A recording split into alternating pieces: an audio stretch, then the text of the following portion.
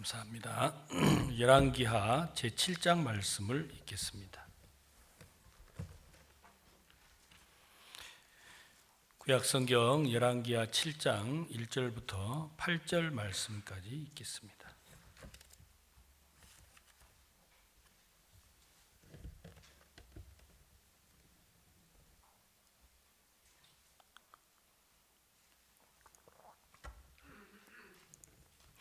엘리사가 가로되 여호와의 말씀을 들을지어다. 여호와께서 가라사대 내일 이맘때에 사마리아 성문에서 고운 가루 한 스아에 한 세겔을 하고 보리 두 스아에 한 세겔을 하리라 하셨느니라. 그때 한 장관 곧 왕이 그 손에 의지하는 자가 하나님의 사람에게 대답하여 가로되 여호와께서 하늘에 창을 내신들 어찌 이런 일이 있으리요. 엘리사가 가로되 내가 내 눈으로 보리라. 그러나 그것을 먹지는 못하리라 하니라. 성문 어귀에 문둥이 네 사람이 있더니 서로 말하되 우리가 어찌하여 여기 앉아서 죽기를 기다리랴. 우리가 성에 들어가고자 할지라도 성중은 줄이니 우리가 거기서 죽을 것이요 여기 앉아 있어도 죽을지라.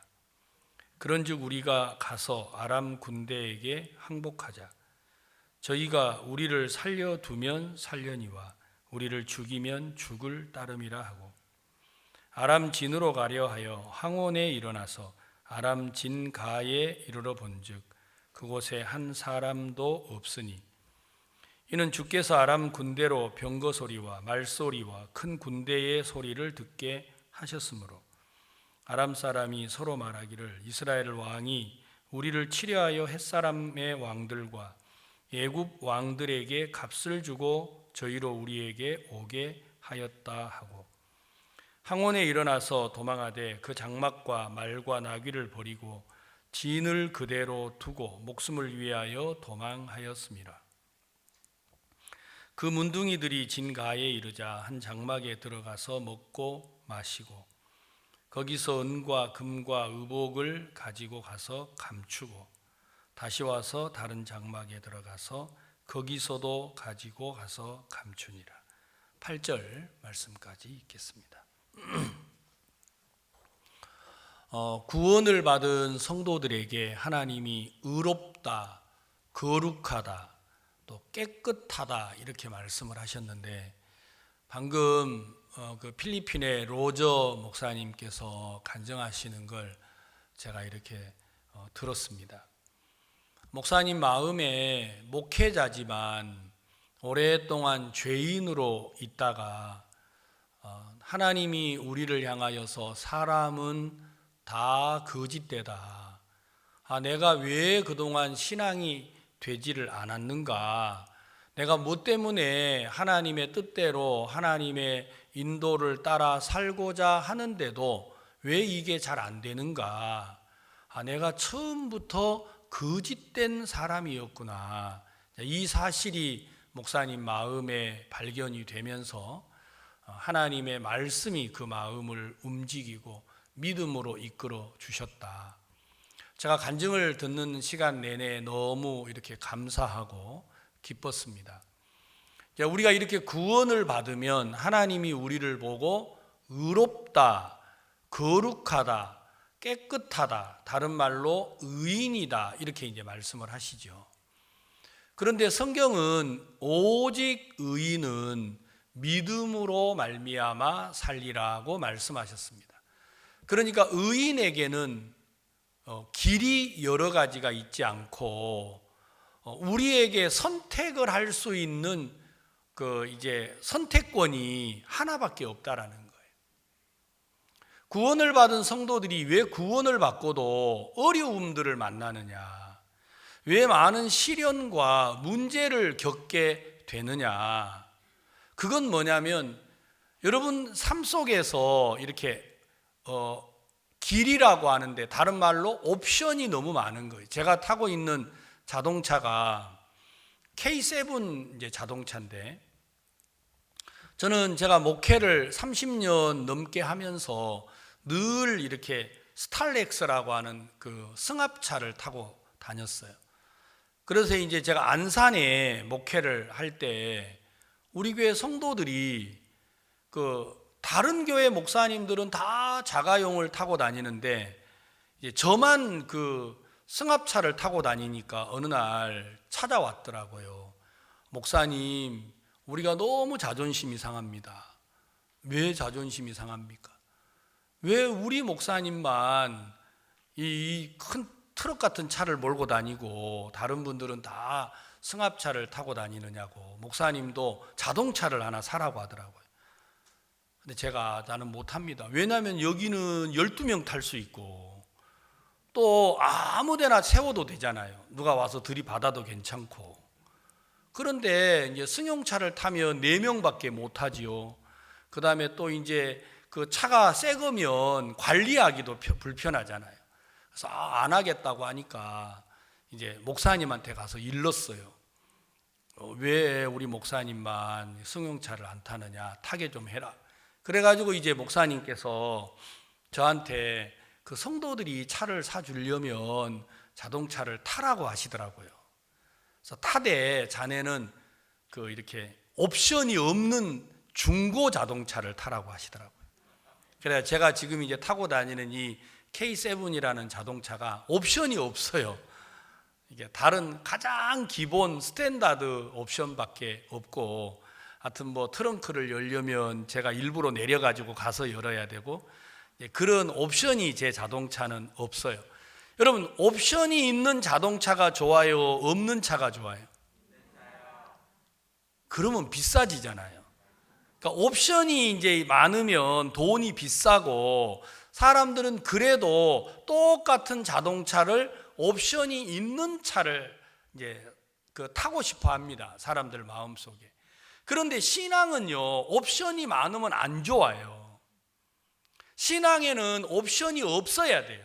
다시 말하면 선택할 수 있는 기회가 없어야 여러분이 오직 예수 그리스도만을 바라볼 수가 있습니다. 성경은 오직 의인은 믿음으로 말미암아 산다. 왜 여러분이 갈등을 하는 줄 아십니까? 여러분들이 아직도 옵션을 기대하고 있는 거예요. 이렇게 할까? 저렇게 할까? 이리 갈까? 저리 갈까? 그런 옵션이 있기 때문에 여러분들이 신앙을 하는 시간 내내 갈등하고 번민하고 괴로워하는 겁니다.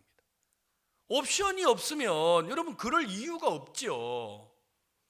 여러분, 우리 교회에 암에 걸렸다가 죽음을 한 달을 남겨놓고 살아난 김윤옥이라는 자매님이 계시잖아요.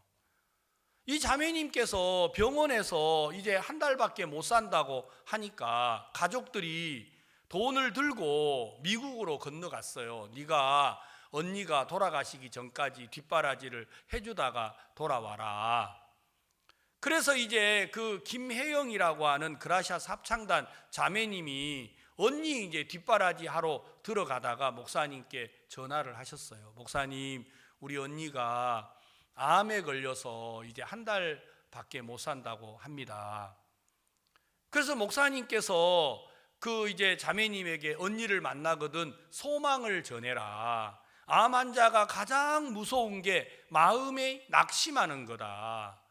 그렇게 하고 이제 전화를 끊었는데 목사님 마음에 이 자매님이 소망을 설명하는 것보다 내가 설명하는 게 좋을 텐데 내가 왜 이 자매한테 그냥 이걸 떠넘겼을까? 내가 좀 전화번호를 알면 전화를 했으면 좋겠다 하고 있는데 어느 날 핸드폰을 열어보니까 이제 김윤옥 자매가 목사님 폰으로 전화를 하셨더라는 거죠.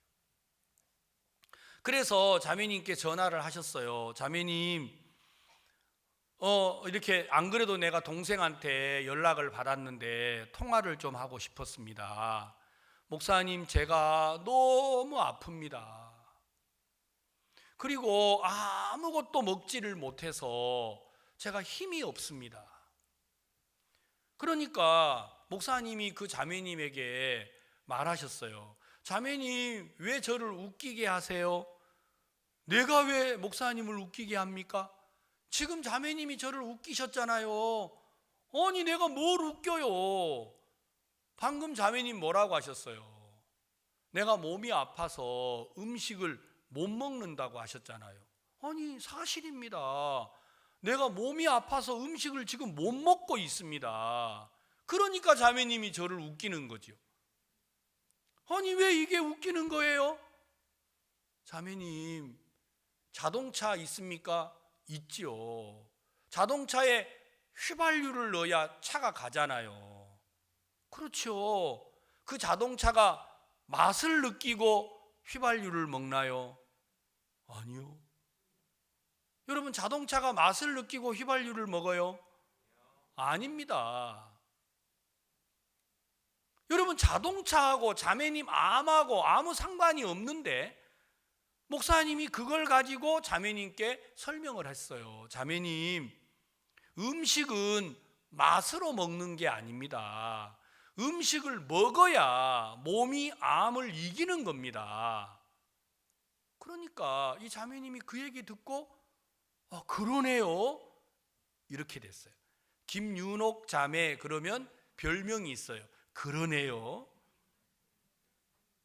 에이, 그게 말이 돼요? 이렇게 할 수도 있는데 이 자매님은 그러네요 하고 그 이야기를 받아들였어요.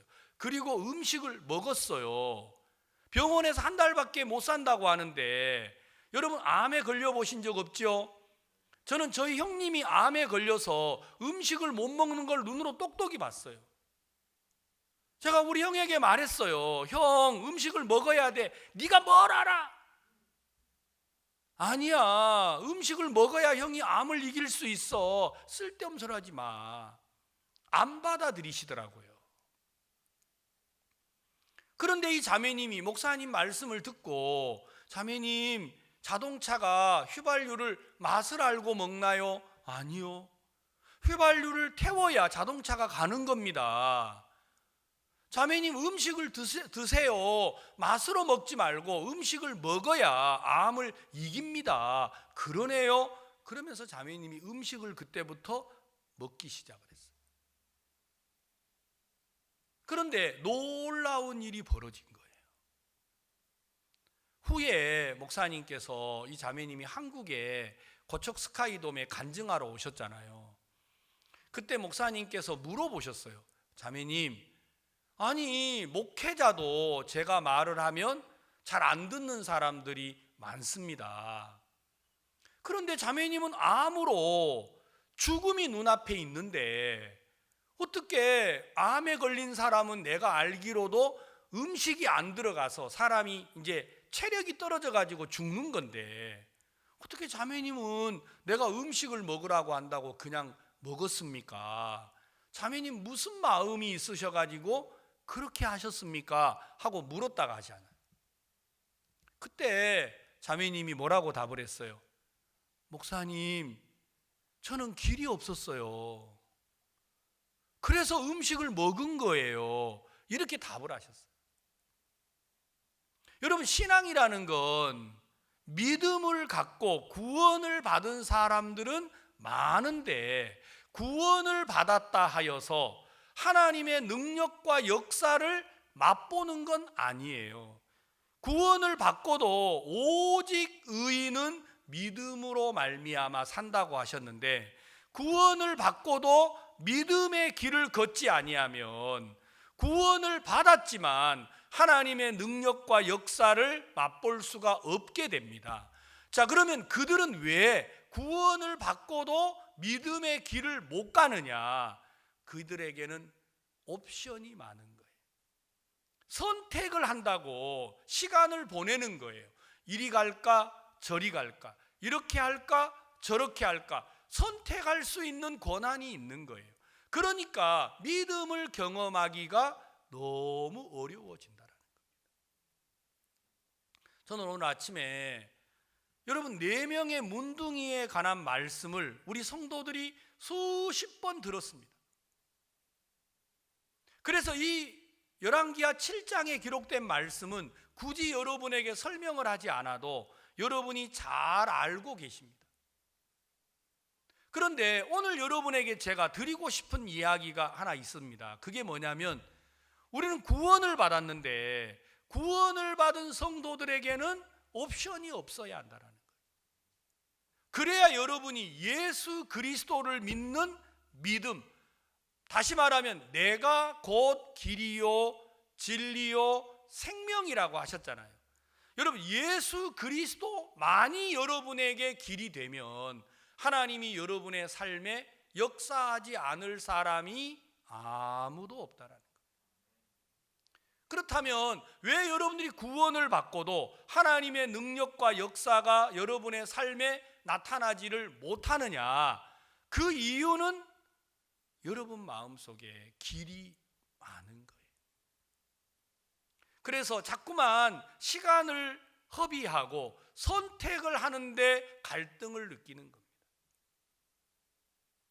제가 아침에 예배당에 올라와 가지고 우리 예배당을 보면서 저는 이 건물이 23년 전에 지어졌는데, 이 건물 23년 전에 지을 때 제가 이 천정에 기어다니면서 전선도 깔고 제가 이 건물을 지었어요, 같이. 그래서 누구보다 이 건물 내부를 제가 잘 알아요. 그런데 아침에 제가 이 예배당에 들어와서 우리 예배당을 보면서 신기한 마음이 들었어요. 그게 뭐냐면, 우리가 이 예배당을 이제 바깥에 주차장을 파가지고 예배당을 지으라고 목사님 말씀을 하셔서 그 일을 시작을 했습니다. 근데 코로나가 앞두고 우리가 건축을 하려고 시작을 했는데 건축비가 60억이 들어가도록 견적이 나왔어요. 그래서 저희들 성도들이 같이 기도했지 않습니까? 기도해가지고 우리가 연보를 했는데 60억이 필요한데 3억이 연보가 됐어요. 3억을 가지고 60억의 예배당을 지을 수 있어요, 없어요? 없지요. 그래서 저는 마음에 갈등이 있었어요. 이걸 여기서 어떻게 할까? 그래서 3억을 가지고 건축을 시작을 하자. 그러니까 우리 장로님들이 좀 반대하시더라고요. 목사님, 건축을 하시려면 작정을 새로 해서 건축을 해야지 3억 가지고 어떻게 건축을 합니까? 저는 제 마음에 건축을 하고자 하면서 생각을 해봤어요. 왜 우리 성도들이 건축을 하는데 3억을 연보를 하셨을까?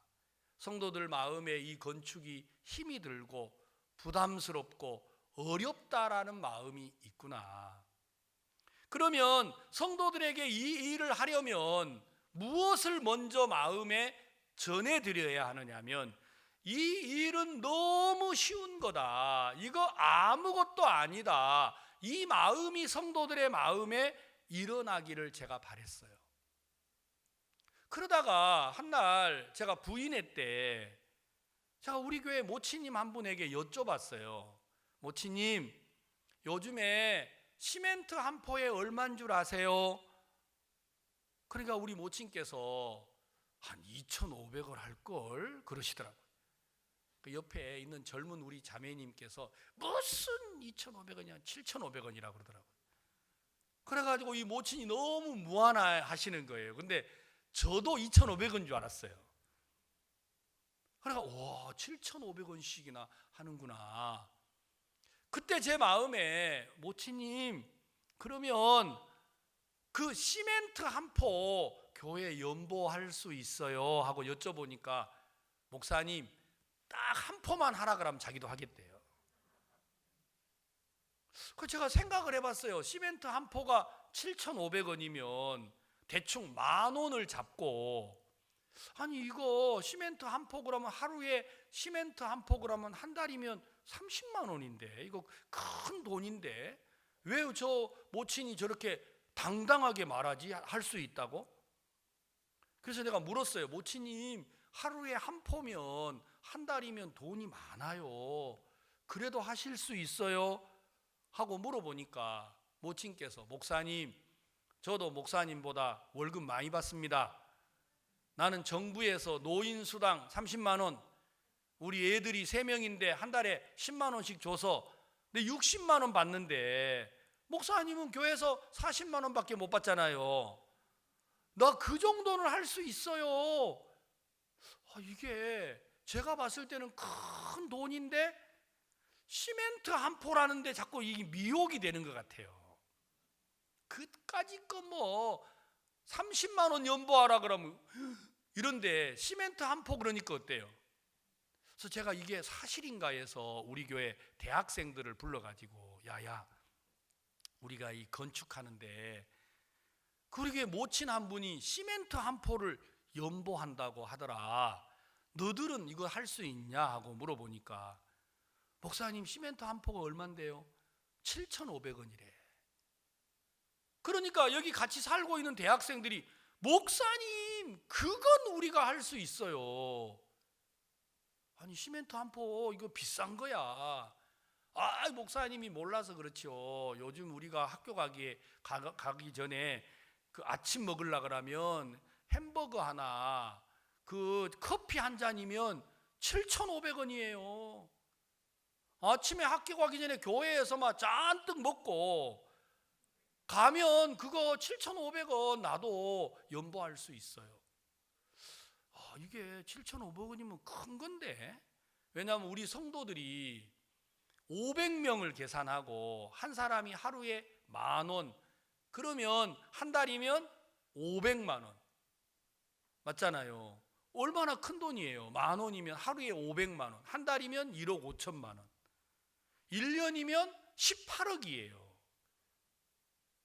그런데 왜 우리 성도들이 이게 이렇게 쉽게 생각을 할까? 그래, 마음의 방향이 여러분 큰 60억에 있으면 부담이 되고 시멘트 한 포에 있으면 부담이 돼야 안 돼요? 안 되는 거예요. 그러니까 마음에 그 마음이 들어가니까 성도들 마음이 일어나가지고 이 큰 일들을 이루었어요. 저는 이 건물이 잘 지어지고 이거보다도 그렇구나, 우리들 마음에 무엇이 심겨지느냐에 따라서 다른 거구나.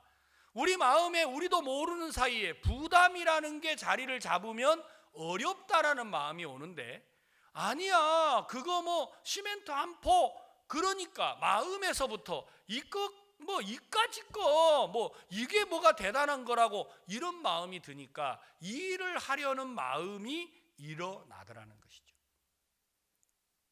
똑같습니다. 여러분 마음속에 신앙이라는 건, 하나님은 우리에게 오직 의인은 믿음으로 말미암아 살도록 해놨습니다. 그러니까 믿음 외에는 다른 길이 없도록 해놓은 거예요. 근데 우리는 믿음 말고도 자꾸만 다른 걸 찾아야 안 찾아요? 그래서 막 끼웃거리는 거예요. 옵션을 찾는단 말입니다. 성경에 룻기라는 성경에 보면 룻과 오르바라는 사람이 있어요. 이 두 사람은 나옴이라고 하는 그 시어머니의 두 며느리였잖아요. 그런데 어느 날 그 남편들이 다 죽어버렸어요. 기론과 말론이 죽고 이제 그 시아버지 엘리멜렉도 죽고 그 집에 남자는 다 죽고 과부 여자만 3명이 남은 거예요. 그러니까 나오미 마음속에 진짜 하나님이 우리 가정을 버리셨구나. 하나님이 어째서 남편도 데려가고 두 아이도 데려가나. 그런데 이제 이 나오미의 마음속에 하나님이 베들레헴을 축복하셨다라는 이야기를 듣게 됐어요. 그래서 내가 비록 남편이 죽고 자식이 죽었지만 내가 베들레헴으로 돌아가야겠구나. 그래서 그가 이제 두 며느리에게 너는 너의 그 민족에게로 돌아가라고 말을 합니다. 그런데 오르바는 어머니가 돌아가라고 하니까 그 민족에게로 돌아가 버렸죠. 그런데 룻은 어떻게 해요? 어머니를 향하여서 하나님이 나를 죽음으로 어머니와 나 사이를 갈라놓지 않는 이상 나는 어머니를 따라가겠다. 어머니의 백성이 나의 백성이 되고 어머니의 하나님이 나의 하나님이 된다. 나는 어머니를 떠날 수가 없다. 죽음이 어머니와 나를 가로막게 하지 않는 이상 나는 어머니와 함께 하겠다. 근데 오르반은 그렇지가 않았어요. 오르반은 길이 있었어요. 선택을 할 수 있는 길이 말입니다. 근데 오르반은 어머니를 그래서 떠났죠. 근데 룻은 길이 없었어요. 그래서 어머니를 따라서 그 길을 인도하게 됐다라는 것입니다. 제가 아침에 이 열왕기하를 읽으면서 왜 하나님이 나를 복을 받도록 하셨을까? 내가 선교도 실패하고 사역도 실패한 사람인데 내가 내 아내에게나 내 가족들에게나 내가 성공한 게 아무것도 없는 거예요. 내가 모든 걸 잃어버리고 모든 부끄러움을 감당해야 될 사람이었는데 왜 하나님 나에게 복을 주셨나를 제가 아침에 더듬어 봤어요. 그리고 제 지나온 시간들을 더듬어 봤을 때 하나님이 내 삶에 모든 옵션을 다 지워버렸다라는 마음이 들더라고요. 제가 서울에, 이게 부산에서 연수를 받고 있다가 제가 이제 서울로 2011년도에 올라갔는데 제가 서울에 올라가니까 목사님이 저에게 아무 일을 안 시키는 거예요. 기도, 전도, 봉사, 어떤 것도 저에게 시키지를 않더라고요. 저는 제가 강남교회 부사역자로 올라가면서 말은 안 하지만 은근히 이제 하나님이 나에게 은혜를 입히시는구나, 제가 이렇게 생각을 했습니다. 자, 내가 은혜를 입었으니까 뭐를 해야 돼요? 이제 속죄하는 마음으로 뭐를 해야지요? 저는 일을 해야 된다고 생각을 했습니다. 그런데 목사님은 제가 은혜를 입어서 강남교회 부목사로 올라가는 순간부터 제가 할 일을 다 끊어버리셨어요. 그리고 제게 말하시더라고요. 임 목사님, 오늘부터 이제 강남교회 부목사로 오셨으니까 오늘부터는 설교를 하지 마세요. 기도도 하지 마세요. 전도도 하지 마세요. 입구에서 성도들한테 인사도 하지 마세요. 우리 사역자 모임이 있는데 모임도 오지 마세요. 그러면 제가 뭐를 해야 돼요? 아무것도 할 게 없는 거예요. 저는 교회 다니면서 구원을 받고 설교를 하면서 우리가 할 수 있는 일이 아무것도 없습니다. 그때 하나님이 일하십니다. 제가 이렇게 설교를 많이 했어요. 근데 막상 제가 아무것도 일을 하지 못하게 하니까 하나님이 보이는 게 아니고 괴롭고 답답하더라고요. 자꾸만 제 마음에 뭐를 해야지, 어떻게 해야지, 이 마음만 올라오지 하나님이 안 보이는 거예요. 그러니까 여러분들은 저보다요 100배 나으신 분들이에요. 여러분들은 할 일이 없으면 하나님이 싹 보이죠. 저는요 진짜 제가 할 일이 없으니까 하나님이 보이는 게 아니고 막막해지고 답답하고 어쩌라 말이야, 뭘 어떻게 해야지, 이런 마음만 제 안에 가득하더라고요. 그래가지고 아침에 식당에 밥을 먹으러 가야 되는데, 여러분 아무것도 안 하고 밥 먹으러 가면 어때요? 좋잖아요. 아무것도 안 하고 밥 먹으니까. 안 그래요? 아무것도 안 하고 밥을 먹으러 가려 그러니까 이게 눈치가 보이더라고요. 그래서 제 아내가 제가 눈치 보고 있는 걸 알았는지, 제 아내가 이제 부엌에서 냉동실이 있잖아요. 우리 부엌에 가도 큰 냉동실이 있는데 강남교회에도 냉동실이 있어요. 그 냉동실에 절 보러 물건을 좀 옮겨달래요. 얼마나 고마웠는지 몰라요. 왜냐하면 그냥 가서 밥 먹으려고 그러면 좀 그런데 냉동실에 가서 이제 옮겨달라 그러니까 제가 이제 냉동실 춥잖아요. 문을 닫아놓고 냉동실 안에서 이제 막 물건을 옮기고 있었어요. 그런데 이제 우리 집사람이 아닌 다른 자매님이 냉동실 안에 물건 꺼내러 들어왔다가 막 깜짝 놀라는 거예요. 목사님 여기서 뭐 하세요? 뭐 하긴 밥 먹으려고 지금 이거 하고 있는데. 근데 갑자기 자매님이 내가 말 안 하고 있으니까 이런다고 마음이 꺾이나요? 그러더라고요.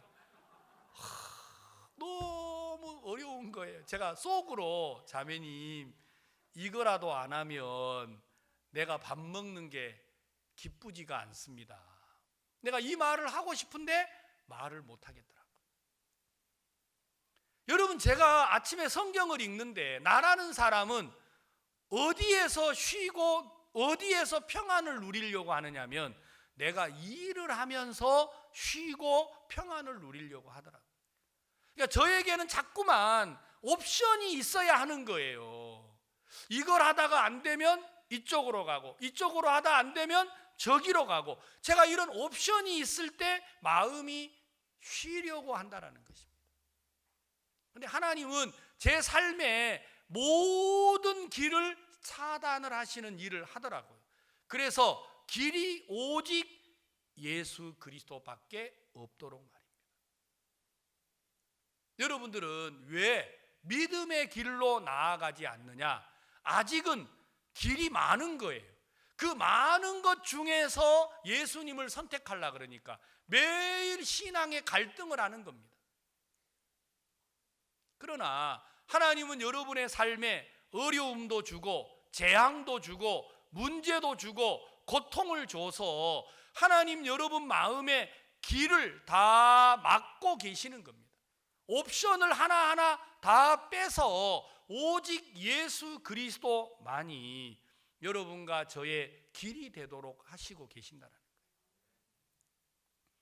하나님께서 나오미 마음에 남편이 죽을 때, 사랑하는 두 아이들이 죽을 때 얼마나 고통스러웠겠어요. 그래서 나를 나오미라고 하지 마라, 마라라고 해라.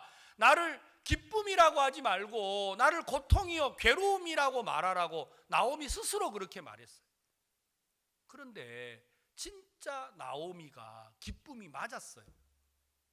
하나님이 그 나오미를 모든 길을 차단하시고 새로 남편을 주고 새로 자식을 주고 하나님이 그 길을 이끌어 줬잖아요. 성경이 그렇게 기록이 돼 있더라고요. 자, 우리가 마가복음 한번 찾아보겠습니다. 마가복음 10장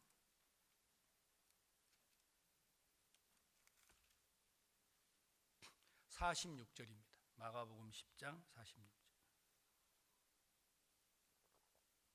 저희가 여리고에 이르렀더니 예수께서 제자들과 허다한 무리와 함께 여리고에서 나가실 때 디메오의 아들인 소경 거지 바디메오가 길가에 앉았다가 나사렛 예수시란 말을 듣고 소리질러 가로되 다윗의 자손 예수여 나를 불쌍히 여기소서 하거늘 많은 사람이 꾸짖어 잠잠하라 하되 그가 더욱 소리질러 가로되 다윗의 자손이여 나를 불쌍히 여기소서 하는지라.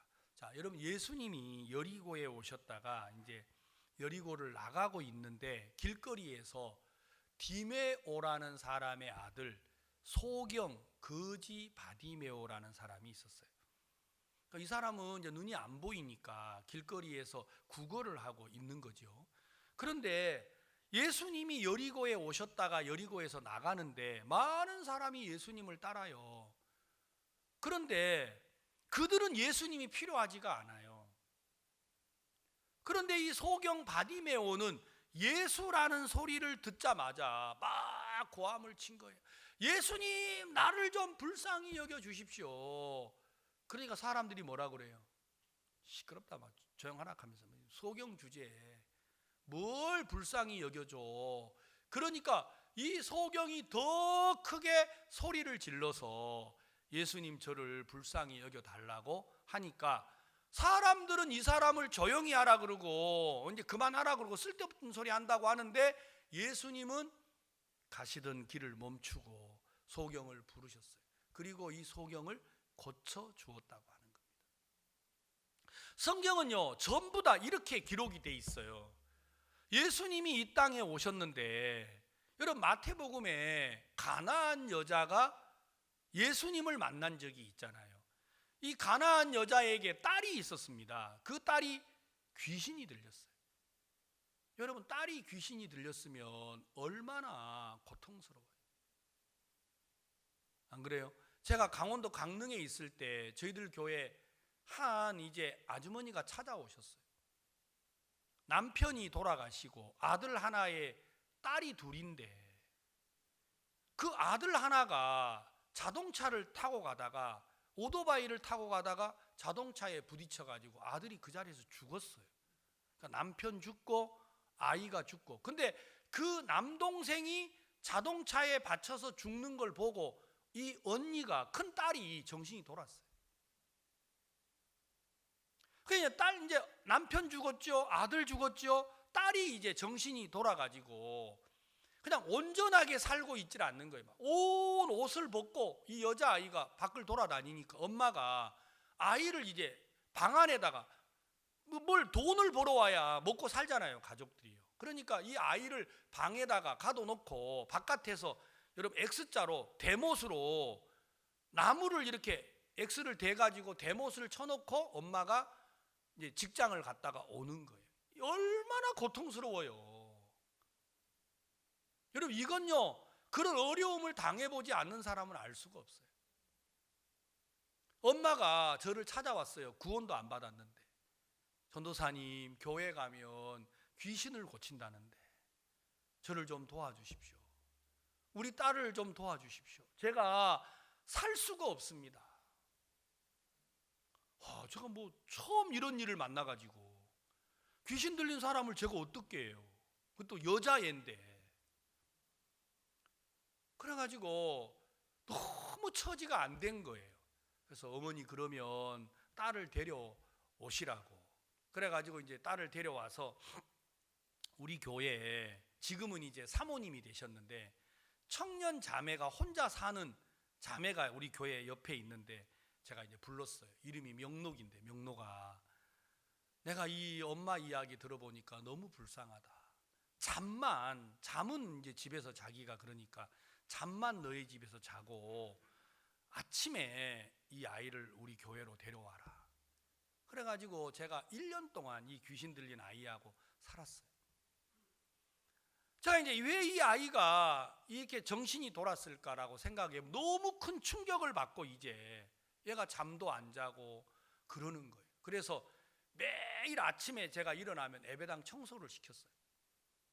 아침에 그냥 멀쩡한 걸레를 빨아가지고 예배당을 다 닦고 나면 또 걸레 빨아가지고 또 닦고, 하루 종일 그 모노륨 장판이 다 닳도록 계속 예배당을 닦도록 하는 거예요. 예배당 닦고 밥 먹고 닦고 밥 먹고. 그러니까 이 여자아이가 힘들어가지고 잠을 자더라고요. 너무 신기했어요. 사람이 잠을 자니까 이제 정신이 조금씩 돌아오는 거예요. 지금은 정신도 다 맑아지고 구원을 받고 결혼해서 애를 셋이나 낳았어요. 제가 보면요, 너무 행복한 거예요. 그런데 제가 이 성경을 읽을 때마다 귀신 들린 딸을 가진 이 엄마 마음, 얼마나 얘가 마르겠어요. 근데 예수님을 찾아왔어요. 예수님, 내 딸이 흉악한 귀신이 들렸습니다. 내 딸을 좀 고쳐주십시오. 그러면 예수님이 고쳐줘야 돼, 안 고쳐줘야 돼요? 예수님이 이 여자를 보고 뭐라고 그랬어요? 나는 이스라엘의 잃어버린 자 외에는 보냄을 받지 않았다. 너는 유대인이 아니잖아. 너는 가나안 여인이잖아. 너는 이방 여자잖아. 그러니까 내가 너를 못 고쳐줘. 이렇게 말을 하셨어요. 이거 예수님 마태복음에 나온 내용입니다.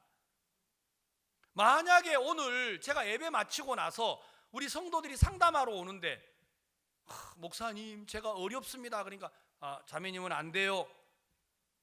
왜요? 믿음이 없으니까요. 그러면요, 아마 우리 자매들은 뻘떡 일어날 거예요. 이씨 하고 막 욕하면서, 그래 믿음 있는 놈들끼리 잘해봐라 하면서 막 분명히 그럴 거예요. 여러분, 우리가 그러니까 여러분들하고 상담을 해도 말도 조심해야 되고 공손해야 되고 우리는 갖춰야 될 게 많아요. 왜 안 그러면 여러분들이 조금 기분 상하면 그 다음부터 교회 욕을 해요, 안 해요? 죄송합니다. 여러분, 우리 대형 교회는 안 하는데 제가 괜히 대형 교회한테 한다고 그러는 것 같아요. 여러분, 우리 마음에 진짜 이 뭡니까? 귀신 들린 아이를 데리고 있는 엄마가 예수님을 찾아왔는데 예수님이 단칼에 잘랐어요. 뭐라고요? 나는 이스라엘의 잃어버린 자 외에는 보냄을 받지 않았다. 그래도 이 여자가 찾아가서 그래도 예수님 우리 딸을 고쳐주십시오. 그러니까 예수님이 진짜 예수님이 하신 말이라고는 믿어지지 않을 만큼 너무 모욕적인 말씀을 하시더라고요. 뭐라고 하셨죠? 자녀의 떡을 취하여 개들에게 던짐이 마땅치 않다. 오늘 우리 부산 대형교회 성도들한테 한번 이걸 해봤으면 싶어요. 제가요. 예? 제가 여러분들이 막 상담 받으려고 왔는데 목사님 교제 좀 해주십시오 그러는데 제가 말하기를 자녀의 떡을 취하여 개들에게 주지 않는다 그러면 어때요?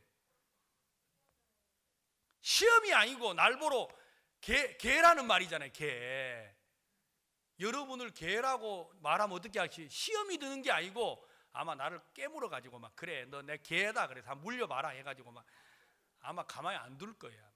그리고 막 인터넷에 온 동네에 글을 띄워가지고 부산 대형교회 목사가 상담받으러 갔더니 성도를 보고 개라고 했다 그러면서 이래 안 되겠어요? 근데 이 여자가 너무 간절하게 예수님을 찾아와서 도와달라 그러고 내 딸이 귀신 들렸다고 하는데 예수님은 그 여인을 향하여 뭐라고 합니까? 자녀의 떡을 취하여 개들에게 던짐이 마땅치 않다. 그러니까 이 여자가 말합니다. 옳소이다. 그러나 개들도 주인의 상에서 떨어지는 부스러기를 먹습니다. 야, 이게 믿음이라니까요. 이 여자는 옵션이 없어요. 예수님 말고는 길이 없는 거예요. 왜 여러분의 삶에 하나님의 능력과 역사가 안 나타나느냐? 자신을 탓하지 마세요. 믿음 없다고 불평하지 마시고 여러분 한번 살펴보세요.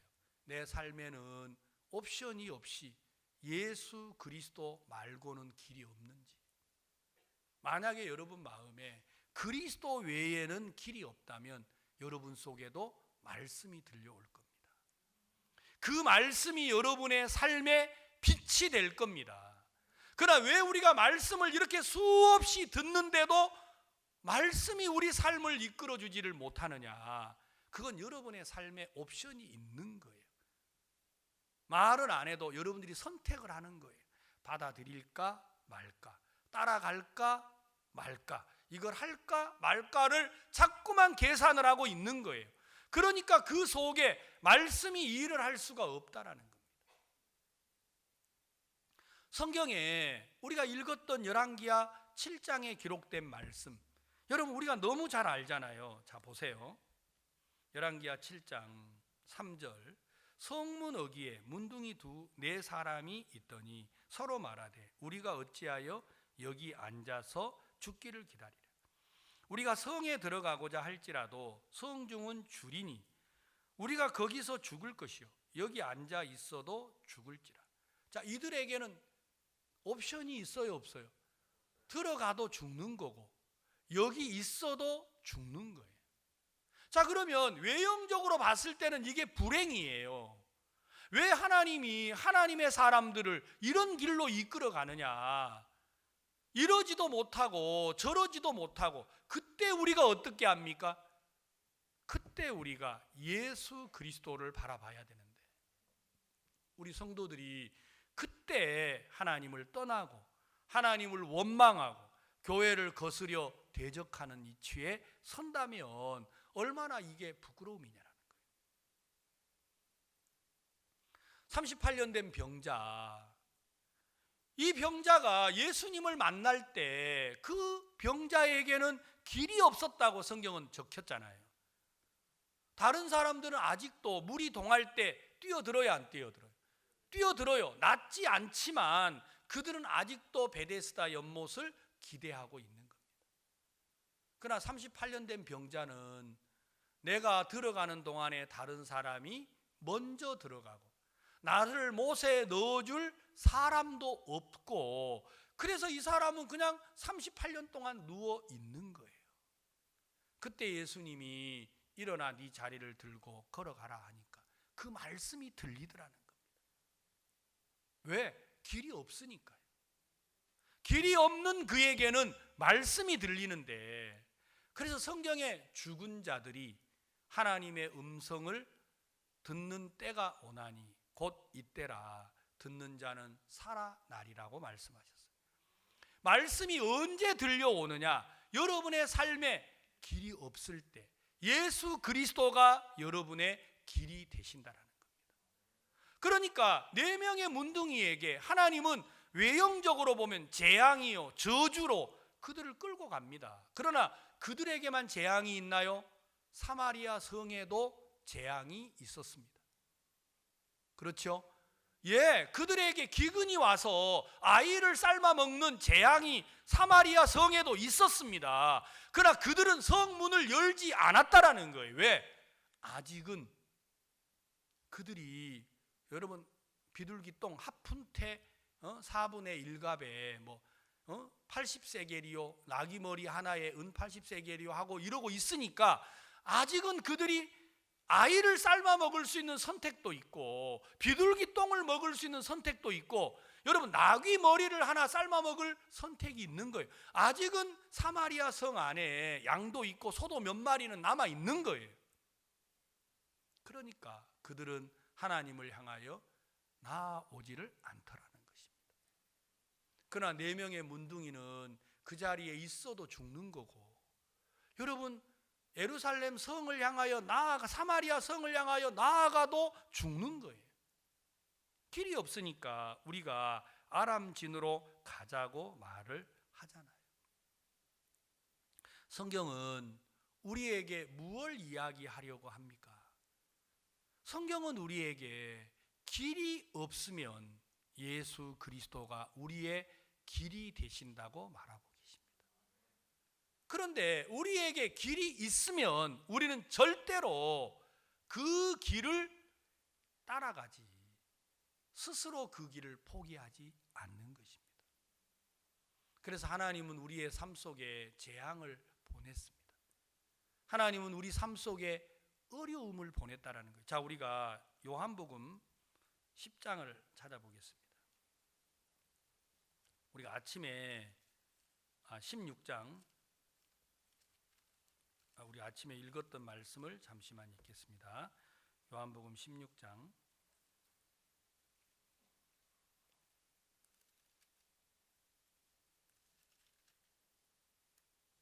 33절입니다.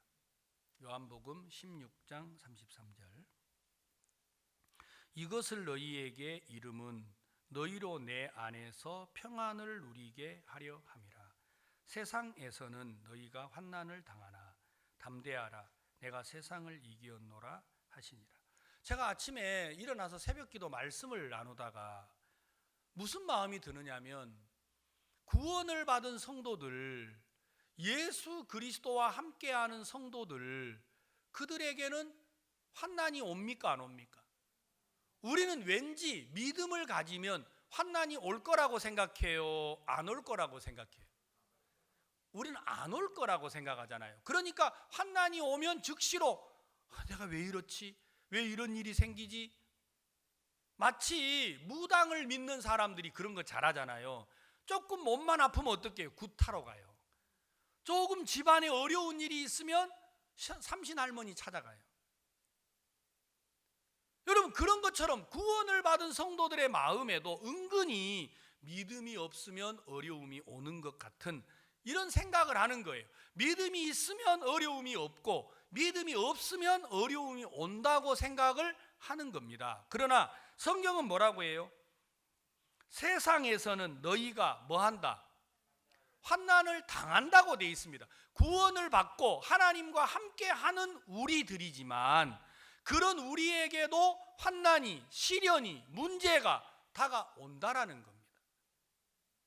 그때 여러분, 환난이 다가왔을 때 사탄은 말하기를 왜 이런 일이 왔겠어? 네가 믿음이 없으니까 그렇지. 사탄은 이렇게 우리를 속여요. 그러나 성경은 뭐라고 하셨어요? 세상에서는 너희가 환난을 당하나 담대하라. 내가 세상을 뭐 했다? 여러분이 싸워서 이기라는 게 아니에요. 하나님이 세상과 싸워서, 환난과 싸워서, 두려움과 싸워서, 슬픔과 싸워서 예수 그리스도가 이미 다 이겨 놓았다라는 거예요. 우리는 성경을 읽을 때 정확하게 알아야 합니다. 여러분, 구원을 받은 성도들에게 환난이 옵니다. 핍박도 오고 두려움도 오고 시련도 오고 문제도 옵니다. 그러나 담대하십시오. 예수 그리스도가 세상과 싸워 이겼습니다. 그때 우리 마음이 하나님을 향하여 쉬는 겁니다. 길이 예수 그리스도밖에 없어야 되는데 우리는 자꾸만 어려움이 없기를 바라요. 어려움이 없으면 우리는 하나님을 찾지도 않습니다. 그게 우린 걸 하나님이 너무 잘 알아요. 제가 우리 교회에 이제 대학생들이 있는데 학생들이 제게 와가지고 목사님, 저도 아르바이트를 하고 싶습니다. 그러면 저는 한 번도 승낙을 안 해요. 왜 목사님 아르바이트를 못하게 합니까? 하고 제게 막 따지는 아이들이 있어요. 제가 우리 아이에게, 저도 이제 지금은 이제 아이들이 결혼을 다 해서 제 품을 다 떠났지만 우리 딸이 저한테 아르바이트를 하고 싶다는 얘기를 자꾸 하더라고요. 그래서 나는 절대로 승낙할 수가 없다. 이유를 설명해 달라고 하더라고요. 그래서 아빠, 내가 큰 돈을 버는 게 아니고 아르바이트를 해서 한 달에 50만 원, 60만 원 버는데 그러면 아빠가 용돈도 안 주니까 얼마나 도움이 됩니까? 아니, 나는 그렇게 생각하지 않는다. 비록 아빠가 너에게 용돈을 못 주지만 그래도 돈 나올 때가 아버지밖에 없으니까 네가 누구를 의지해야 돼요? 미우나 고우나 아버지 눈치를 보고 아버지를 의지해야 되잖아요. 그런데 50만 원이 딱 생기기 시작을 해요. 그럼 그때부터 어떻게 할까요? 아버지를 기대하는 마음이 점점 어떻게 해요? 사라지겠죠. 그리고 후에는 이렇게 말하겠죠. 아빠가 해준 게 뭐 있어요? 분명히 그럴 거 아니에요. 만약에 50만 원이 아니라 100만 원 벌고 500만 원을 벌면 어때요? 이제 아빠에 대한 존재감이 사라지는 거예요. 만약에 500만 원을 벌어도 이 모든 게 아버지 공로라고 생각하는 자식이라면 500만 원 벌러 가도 돼요. 근데 제가 보니까 그렇게 안 되더라고요. 여러분, 아내들이 돈을 버는 게 잘못된 게 아니라 아내가 돈을 벌면 남편을 무시하게 돼요. 그게 무서워서 아내들을 보고 직장을 나가지 않기를 바라는 거지, 직장을 나가서 돈을 1,000을 벌고 억을 벌어도 나는 당신 없이 살 수 없다라는 아내라면 직장 10개 잡아도 돼요. 근데 아내는 매일 빈둥빈둥 놀고 남편은 놀고 아내가 한 달에 1,000만 원씩 벌면 어떡해요? 네 고마운 줄 알아라. 내가 진짜 당신을 그냥 이렇게 데리고 살아주는 거죠. 그러면 아내도 행복하지 않고 남편도 행복하지가 않는 거예요. 그렇지 않습니까? 여러분, 구원받은 성도들에게 하나님이 재앙을 주고 여러분 시련을 주고 환난을 주는 게 여러분 하나님이 우리를 싫어하고 미워한다고 생각하지 마십시오. 그렇지 않습니다. 하나님은 우리에게 재앙을 줄 때 여러분에게 옵션이 많으니까 그걸 끊어놓으시려고 하는 거예요. 여러분, 환난이 있고 핍박이 있는 이유가 여러분 마음속에 하나님 외에도 길이 있으니까 하나님이 그걸 차단하고 계시는 거예요. 그래서 우리 마음이 하나님에게로 돌아오기를 바라신 거죠. 저는 처음에는 목사님이 저에게 아무것도 맡기지 않으시니까 제가 그냥 어렵기만 했어요. 진짜 막 뭐라도 했으면 좋겠는 거예요. 그래서 내가 가서 냉동실에서 박스 옮겼는데 이제는 그 자매님한테 들켜서 그것도 못 하겠는 거예요. 이제. 그러니까 이제 밥을 먹으려고 하는 게 너무 어려운 거예요. 제가 그때 에레미야 45장 말씀을 읽게 됐어요. 저는요 잊어지지가 않아요. 에레미야 45장에 네가 너를 위하여 대사를 경영하지 마라. 저는 그 말씀이 너무 감사한 거예요.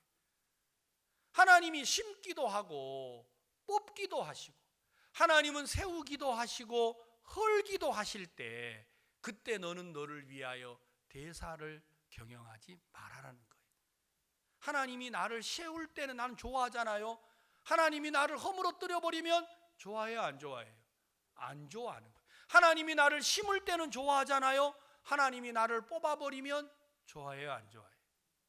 안 좋아하는 거예요. 그런데 하나님이 에레미야 선지자를 통해서 내게 말하셨어요. 내가 모든 육체에 재앙을 내리니 그러나 네가 가는 곳에 생명 얻기를 노량물 얻는 것 같게 하리라. 저는 그 말씀이 너무 좋은 거예요. 내가 너를 뽑을 때, 내가 너를 허물어뜨릴 때 너를 위해서 일하지 마라. 내가 모든 육체에 재앙을 내렸다. 그러나 하나님이 나를 허물어뜨릴 때 그 자리에 내가 있고 하나님이 나를 뽑아버릴 때 내가 그 자리에 있으면 하나님이 나로 생명 얻기를 노량물 얻는 것 같게 해주겠다고 하는 거예요. 저는 그때 너무 큰 소망이 생겼어요. 내가 지금 아무것도 할 수 없는 이때에 하나님이 나를 왜 이 길로 나를 이끌으셨나? 왜 하나님이 나를 이렇게 하셨나? 내가 나를 위하여 아무것도 할 수 없는 상황에 하나님이 나를 놓으셨어요. 왜요? 나로 생명 얻기를 노량물 얻는 것처럼 해 주시겠다고 하는 거예요. 만약에 내가 너를 허물어뜨릴 때, 내가 너를 뽑을 때 네가 아무것도 하지 아니하고 나를 믿고 기다리면 하나님만이 나의 길이 되고 옵션이 된다면 내가 너로 생명 얻기를 노량물 얻는 것처럼 해주겠다라는 거예요. 제 마음에 그 마음이 드니까 내가 그렇게 하겠습니다. 그때부터 너무 행복한 거예요. 내가 아무것도 안 해도 행복한 거예요. 왜? 하나님이 나로 하지 말라고 했으니까. 내가 밥 먹자. 하나님이 나로 못하게 했는데 내가 여기서 더 할 수 있는 일이 없잖아요. 그래서 너무 그때부터 행복한 거예요. 청소를 해도 행복하고 막 일 안 하고 밥 먹으러 가도 행복하고. 왜? 하나님이 나로 일하지 말라고 하니까. 김윤옥 자매님이 왜 자매님은 그렇게 목사님 말씀을 아멘으로 받아들이고 따라 하셨습니까? 목사님, 전 길이 없잖아요. 제가 한 달 뒤에 죽는데 제가 무슨 초이스가 있습니까? 자매님, 음식 드세요. 그러네요 하고 내가 먹었죠. 자매님이 너무 아파가지고 죽을 것 같더래요. 그래서 전화를 하셨어요. 자매님, 목사님, 너무 제가 아픕니다. 자매님, 지금도 아파요? 아니요, 지금은 안 아파요. 그러면 다 나은 거예요. 그러네요 하고 믿었어요. 그래가지고 몸이 아픈데 나았다 하고 일어나가지고 집안 치우고 밥 먹고 그래가지고 암을 이기신 거예요. 지금은 학교 선생님이에요. 얼마나 저 삶이 복된가. 저는 성도지만 나보다 낫구나. 제가 그러면서 제 마음에도 하나님이 옵션을 없앴던 시간들이 돌아봐지는 거예요. 하나님이 우리 성도들에게도 그 일을 하고 계십니다. 그러나 여러분 마음에 길이 있으면요, 교회 오셔도 다 머리를 굴리고 있어요. 머리 굴린다라는 거 이해 가십니까? 여기 앉아가지고도 이리 갈까 저리 갈까 차라리 돌아갈까. 여러분, 사람들이 노래를 하잖아요. 맞아요. 신앙에도 와서 여러분들이 자유가 없어요. 왜 그러냐면 머리를 자꾸 돌리신다고. 그래서 막 거기서 누가 조금만 화나게 하고 건드리면 어때요?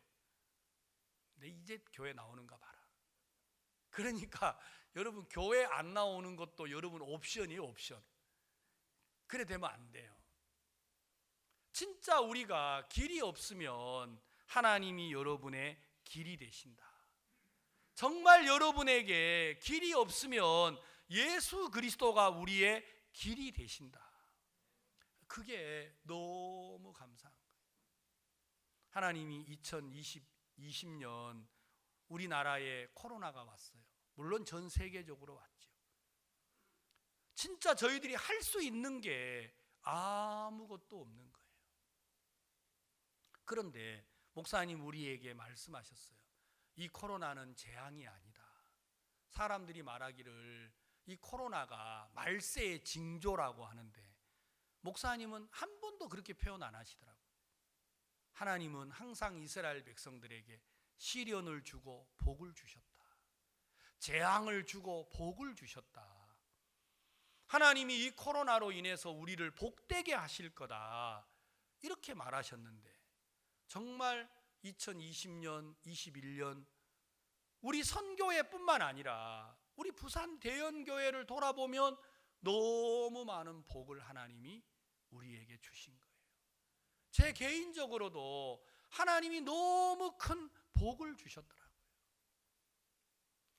하나님께서 우리에게 하시는 일들이 성경에 기록된 말씀대로 하시는데, 자 이제 우리 본문 돌아가서 마무리를 좀 해보겠습니다. 열왕기하 7장 4절 우리가 성에 들어가고자 할지라도 성중은 주리니 우리가 거기서 죽을 것이요 여기 앉아 있어도 죽을지라. 그런즉 우리가 가서 아람 군대에게 항복하자. 저희가 우리를 살려두면 살려니와 우리를 죽이면 죽을 따름이라 하고. 그러니까 완전히 이들에게는 길이 없어서 아람을 향하여 갔는데 하나님이 그때부터 길을 여셨잖아요. 그렇죠? 그래서 4명의 문둥이가 가면서 넘어지고 쓰러지고 하는데 큰 막 음양 효과를 하나님이 일으켜 가지고 그들이 넘어질 때마다 막 천지가 울리도록 해서 뭐라고 하셨어요? 여기 6절에 이는 주께서 아람 군대로 병거 소리와 말소리와 큰 군대의 소리를 듣게 하셨으므로 아람 사람이 서로 말하기를 이스라엘 왕이 우리를 치려하여 햇사람의 왕들과 애굽 왕들에게 값을 주고 저희로 우리에게 오게 하였다 하고 놀래 가지고 도망을 가버렸다 하는 것입니다. 그러니까 4명의 문둥이는 한 일이 아무것도 없잖아요. 우리에게는 길이 없으니까 생명이 있는 곳을 향하여 양식이 있는 곳을 향하여 발을 내디딘 것밖에 없는데 하나님이 역사하시고 이 일을 하셨더라고요. 우리 마음속에 성경이 정확하게 자리를 잡아야 합니다. 요한복음 14장에 뭐라고 썼습니까? 내가 곧 길이요 진리요 생명이니 나로 말미암지 않고는 여러분 아버지께 올 자가 없어요. 성경은 내가 곧 길이요 진리요 생명이다. 신앙의 열쇠는 예수 그리스도입니다.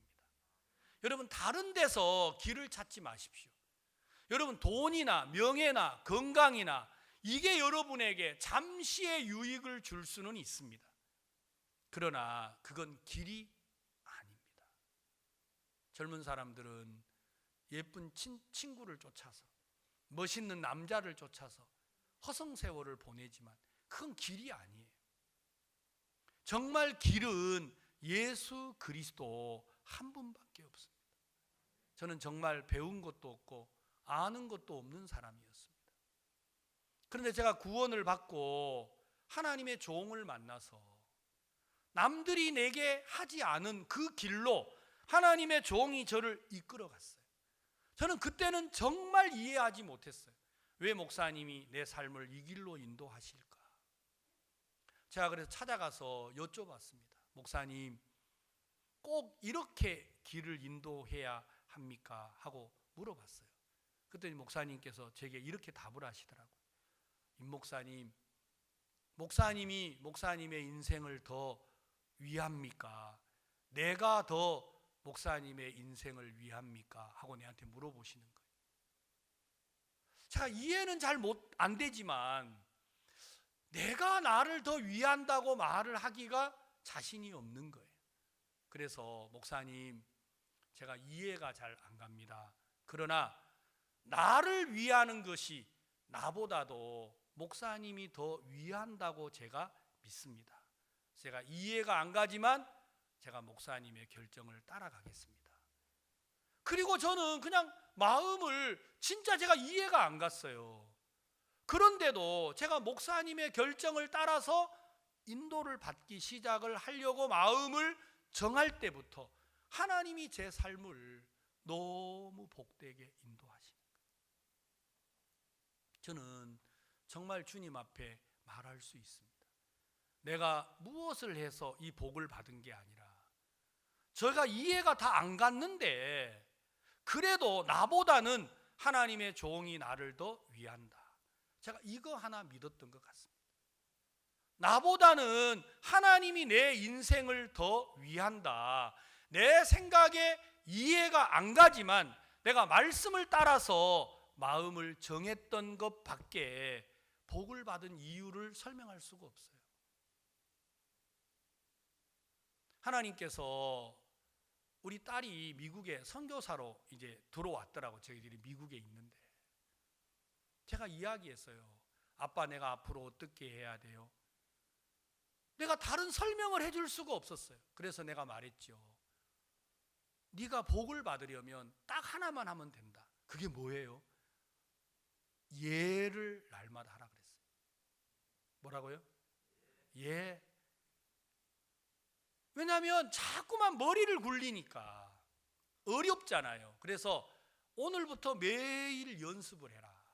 예라고. 설거지를 시키면 뭐라고요? 예. 여러분 가서 걸레를 빨아오라 그러면 뭐 해야 돼요? 예. 빤 걸레 다시 빨아오라 그러면요? 그러면 네가 복을 받을 거다.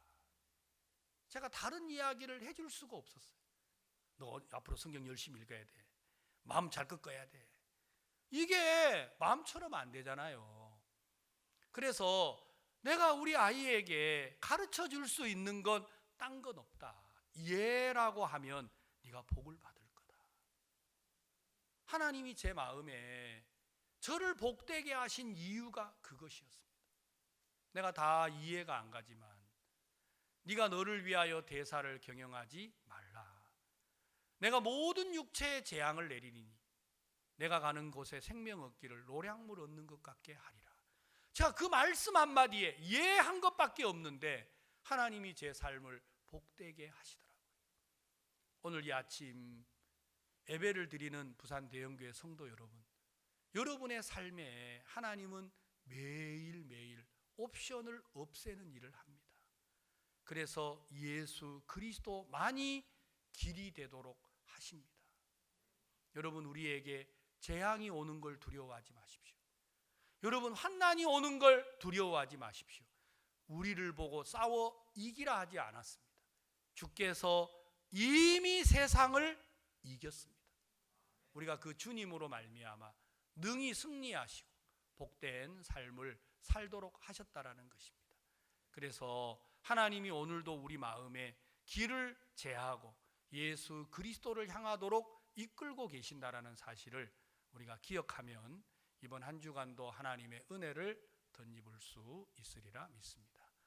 기도하겠습니다.